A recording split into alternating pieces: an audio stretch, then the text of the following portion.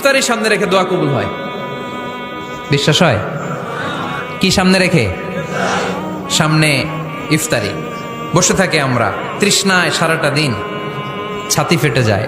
আল্লাহ দেখে, দেখতে দেখতে আল্লাহর একটা সফট কর্নার তৈরি হয়। এটাই সুযোগ কাজে লাগানোর, ঠিক কিনা?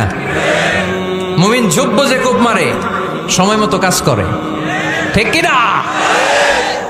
আল্লাহ তখন ফেরেশতাদেরকে জিজ্ঞেস করে, এই ঘটনা কি? খায় না যে? খায় না কেন? আল্লাহ রোজা রাখছে। এগুলো কি? রো আফজা, পেঁয়াজ, আলুর চপ, বেগুনি, মুরগির রান খায় না। খায় না কেন? ওরা যে ক্ষুধার্ত। আল্লাহ আপনার ভয়ে। তাই কি চায়? আল্লাহ আপনার কাছে ক্ষমা চায়, ক্ষমা চায়। আল্লাহ রহমতের দরিয়ায় জোশ খেলে যায়। আল্লাহ তখন বলে, আমারে দেখছে নাকি ওরা? ফেরেশতারা বলে, না দেখে নাই। আমার জান্নাত জাহান্নাম দেখেছে? না দেখে নাই। আমারে না দেখে, জান্নাত জাহান্নাম না দেখে আমার এত ভয় করে। যাও, আজকের এই রোজার বিনিময়ে এখন বান্দা যা চাইবে সব কবুল করে নেব।